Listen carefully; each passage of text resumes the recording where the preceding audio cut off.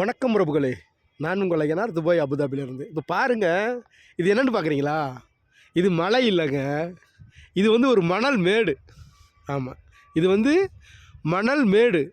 Dubai Abu Dhabi பக்கம் நாங்கள் வேலை பார்க்குற சைட்டுக்கு பின்னாடி பாருங்கள், எவ்வளோ பெரிய மணல் குவியல் இருக்குதுன்னு பாருங்கள், எவ்வளோ பெரிய குவியல் இருக்குதுன்னு பாருங்கள். இந்த மண்ணை பார்த்தீங்கன்னு வச்சுக்கோங்களேன், அப்படியே அள்ளினீங்கன்னா நம்ம ஊரில் சீனி எப்படி இருக்குது, சீனி இங்கே பாருங்கள்,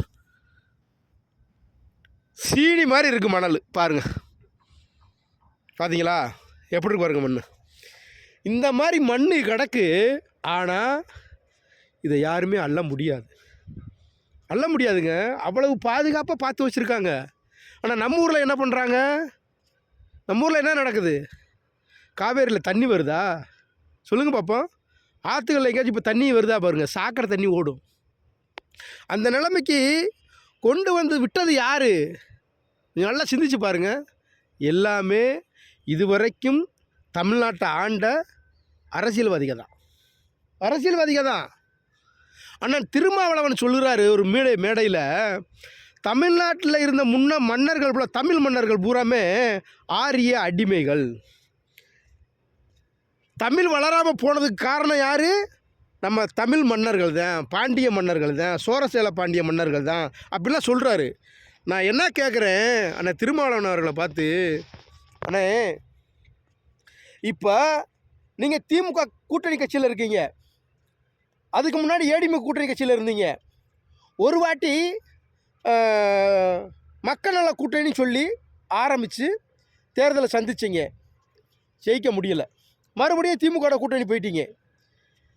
நீங்கள் கூட்டணியில் இருக்கிற கட்சி இப்போ தமிழ்நாட்டில் ஆட்சி ஆண்டுக்கிட்டு இருக்குங்களா? அந்த கட்சி இப்போ தமிழ்நாட்டில் பெண்களுக்கு பாதுகாப்பாக இருக்கிற கட்சியாக இருக்கா? பாதுகாப்பாக இருக்காங்களா? தினந்தோறும் கொலை கொள்ளை, பெண் மாணவிகளுக்கு கற்பழிப்பு, இந்த மாதிரி ஏகப்பட்டது நடந்துக்கிட்டே இருக்குது. ஏன் நீங்கள் கூட்டணி கட்சியில் தானே இருக்கீங்க? ஏன் உங்களால் தட்டி கேட்க முடியல? ஏன்னா தட்டி கேட்க முடியல? தமிழை வளர்த்தது நம்ம மன்னர்கள் இல்லைன்னு சொல்கிறீங்க. அப்போ தமிழை வளர்த்தது யார்? மதுரையில் தமிழ் சங்கம் வைத்து தமிழை வளர்த்தது நம்ம மன்னர்கள், நம்ம தமிழ் மன்னர்கள். ஏன் தமிழ் மன்னர்களை பார்த்து பேசுகிற நீங்கள் ஏன் மதுரையை ஆண்ட தெலுங்கு மன்னர்களை பற்றி ஏன் பேச மாட்டீங்க? அவங்க தமிழை வளர்த்தாங்களா? தெலுங்கு மன்னர்கள் தமிழ் மன்னர்கள் தமிழை வளர்க்கலையா? சொல்லுங்கள் பார்ப்போம். ஏன்னா இப்படி ஏதாச்சும் ஒரு அரசியல் கட்சியில் ஏதாச்சும் ஒரு லாபம் வேணும்னா எதையாச்சும் ஒன்று பேசுகிறது, எதையாச்சும் ஒன்று செய்கிறது, இதே புலப்பானே உங்களுக்கு. தமிழ் மன்னர்கள் ஆட்சி ஆண்ட காலத்தில் வெள்ளையனை எதிர்த்து போராடி எத்தனையோ வீரர்கள் இறந்து போயிட்டாங்க, தமிழ்நாட்டு மண்ணையும் மலையும் காப்பாற்றணுன்றதுக்காக. ஆனால் நீங்கள் கூட்டணி கட்சி வச்சுருக்கீங்க பாருங்கள் தமிழ்நாட்டில். அந்த கட்சியில் என்ன பண்ணியிருக்கு? ஆற்றுல இருக்க மண்ணை பூரா அள்ளி நாசம் பண்ணிட்டாங்க. இப்போ ஆற்ற தண்ணியே வர்றதில்லைங்க. இதுக்கெல்லாம் யார் காரணம்? இந்த திராவிட கட்சிகள் தான் காரணம். ஏன் அதெல்லாம் பேச மாட்டீங்க? ஏன் பேச மாட்டீங்க சொல்லுங்கள் பார்ப்போம். கேவலம் ஒரு பதவிக்காக 4 சீட்டு கொடுப்பாங்க, நமக்கு ஒரு எம்பி பதவி கொடுப்பாங்க அப்படின்றதுக்காக கூட்டணி கட்சியில் போய் சேர்ந்துக்கிட்டு தமிழ் மக்களுக்கு யார் துரோகம் பண்ணுறா? யாருன்னே துரோகம் பண்ணுறா? சிந்திக்கவே மாட்டீங்களா? இப்போ நம்ம முன்னவர்கள், நம்ம தமிழ் மண்ணை ஆண்டவர்கள் எவ்வளவோ கோயில்களை கட்டினாங்களே, அவங்கெல்லாம் மலைகளை அடித்து நொறுக்கி தான் கோயில் கட்டினாங்களா? சொல்லுங்கள் பார்ப்போம். இப்போ மலைகள்லாம் என்ன மாதிரி இருக்குது? என்ன மாதிரி எல்லாமே இருக்குது? மலைகள்லாம் அடித்து நொறுக்கி எம்சாண்டா விற்றுக்கிட்டு இருக்காங்க வட மாநிலங்களுக்கு, வேறு ஸ்டேட்டுகளுக்கு. ஏன் தடுத்து நிப்பாட்ட முடியல? நீங்கள் கூட்டணி கட்சியில் தானே இருக்கீங்க, ஏன்னா தடுத்து நிப்பாட்ட முடியல? ஏதாச்சும் ஒன்றுனா தமிழ் மன்னர்கள் தமிழை வளர்க்கலை. தமிழ்நாட்டில் தமிழை மதுரை முழுக்க தமிழ் சங்கம் வளர்த்து தமிழை வளர்த்தாங்க. ஆனால் இப்போ திராவிட கட்சி என்ன பண்ணியிருக்கு? பெண்களுக்கு பாரை ஓப்பன் பண்ணி வச்சுருக்கு மதுரையில். பெண்களுக்கு குடிச்சு நாசமாக போட்டுமுண்டு. பேர் என்ன பேர் வைக்கிறாங்க? அந்த ஒயின் ஷாப்பில் வைக்கிற சரக்குக்கு வீரனா? என்னென்ன வீரன்? யார் வீரன்? இதை பற்றிலாம் பேச மாட்டீங்க, இதை பற்றிலாம் செய்ய மாட்டீங்க. மண் திருட்டு போகும் பேச மாட்டீங்க, மலைகள் திருட்டு போகும் அதை பற்றி பேச மாட்டீங்க. ஏதாச்சும் எலெக்ஷன் வந்துருச்சுன்னா நம்ம தமிழ் முன்னோர்களை பற்றி கேவலமாக பேசுகிறது, ஆரிய அடிமைன்றது. யாருன்னே ஆரிய அடிமை? என் பாட்டனும் முப்பாட்டனும் இந்த மண்ணுக்காகவும் மலைக்காகவும் வெள்ளையனை அடித்து துரத்தி ஓட விரட்டினானே, அவங்க ஆரிய அடிமையா? ஆரிய அடிமையானே.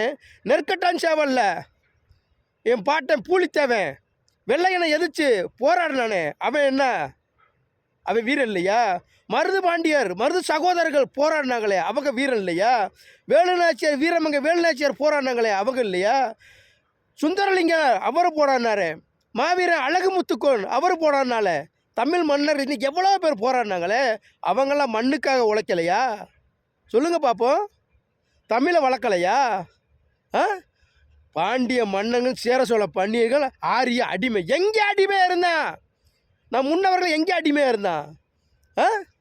எதையாச்சும் பேசுறது திமுகவுக்கு அப்படி சங்கு ஊதுற மாதிரி வேலை பார்க்குறது.